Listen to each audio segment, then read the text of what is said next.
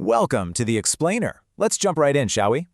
When we hear the name Alexander the Great, we usually picture this sweeping, almost mythical conqueror who brought the known world to its knees. But today, we're taking a step back. We're going to look right past that towering legend. Our goal here is to uncover the gritty, incredibly complex, and, honestly, pretty bloody reality of the family that actually produced him. Because to really understand the man, you absolutely have to understand the crucible that forged him, his Argead ancestry. So that brings us to a massive question. Who actually forged Alexander the Great? Was he truly just this lone genius who spontaneously rose to greatness purely on his own merits? Or, and this is what we're going to dig into, was his world-altering success actually the direct, inevitable result of a highly volatile, ruthlessly competitive environment? As we'll see, the world he was born into demanded greatness from day one just to survive. Now, the Argeads loved to talk a big game. They boasted this incredibly powerful divine myth, proudly telling everyone they were direct descendants of the gods, tracing their line right back to Heracles and Zeus. Pretty impressive, right? But the bloody reality behind the closed doors of their royal court, far from divine. It was a brutal world of constant assassinations, intricate plots, and a vicious cycle of succession where only the absolute strongest, or the most cunning, made it out alive. Brothers betrayed brothers, and showing even a hint of weakness was a literal death sentence.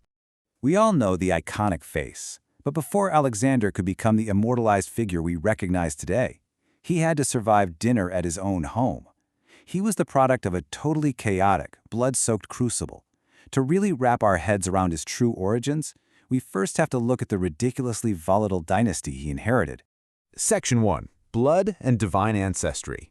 So, this family didn't just stumble into power over the Macedonians. They built a dynasty that actively tied its right to rule to ancient, awe-inspiring legends. Legends that were, frankly, laced with cunning. The ancient historian Herodotus tells this wild story about three brothers working for a king. When the king flat out refused to pay them their rightful wages and told them to leave, the youngest brother Perdiccas whips out a knife. He symbolically scoops up the sun's rays shining through the roof right into his lap, claims that is his wage, and just walks out to establish his own rule. From their very inception, the Argeads believed power was something you took by force, wit, and sheer audacity. But man, that audacity came at a steep price. Just look at this timeline. In a span of less than a single decade before Philip II arrived, the Macedonian throne was an absolute revolving door of royal chaos. King Eurupus takes power, then Amyntas II takes over, only to get assassinated by Derdas. Pausanias manages to rule for literally a few short months before being ousted, and finally Amyntas III claims the crown.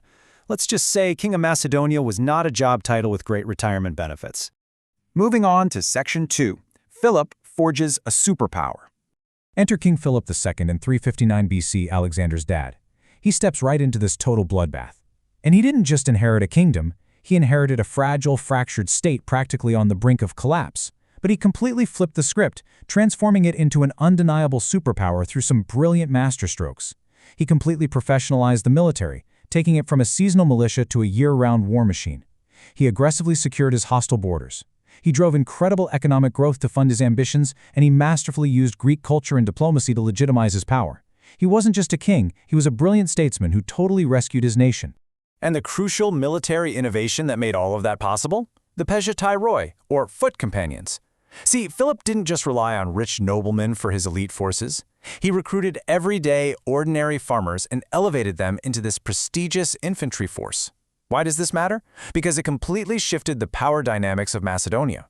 It created an intense personal loyalty directly to the king rather than to local lords. It literally turned the capital into an international center of power overnight. Section 3. Olympias, the fierce queen. Now, we often just think of Olympias as Alexander's mother, but she was a fierce, brilliantly formidable political operator all on her own. And she wasn't even Macedonian. She was Molossian, from Epirus.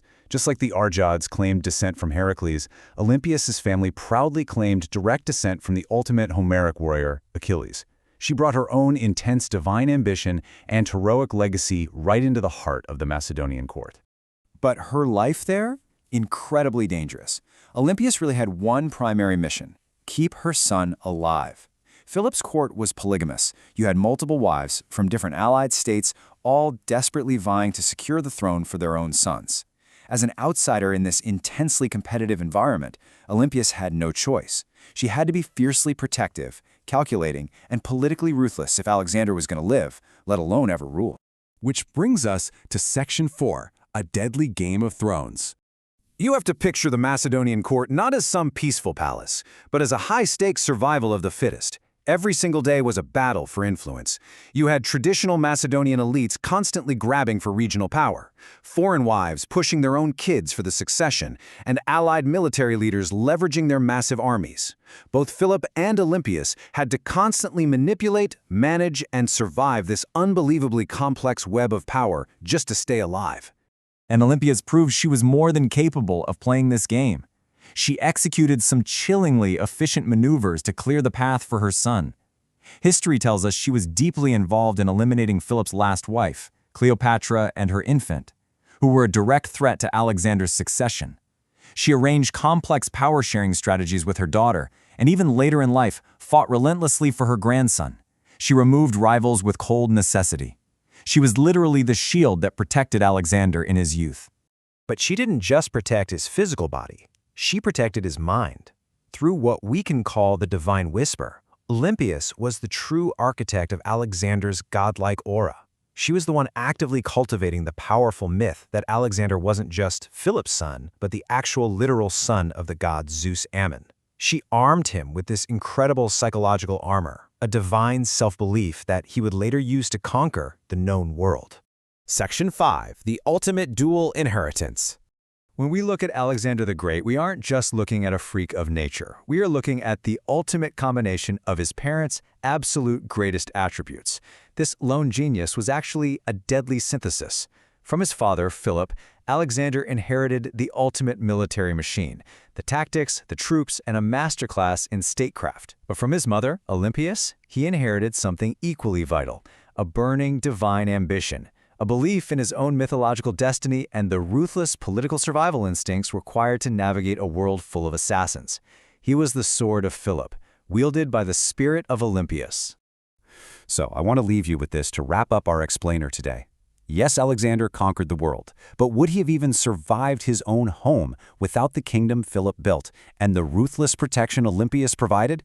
It completely changes how we view his legacy, doesn't it? He wasn't just born great. He was forged in a spectacular crucible. Thank you so much for joining me today. I hope this sparked your curiosity to look a little deeper into the shadows behind history's brightest legends. Until next time, keep exploring.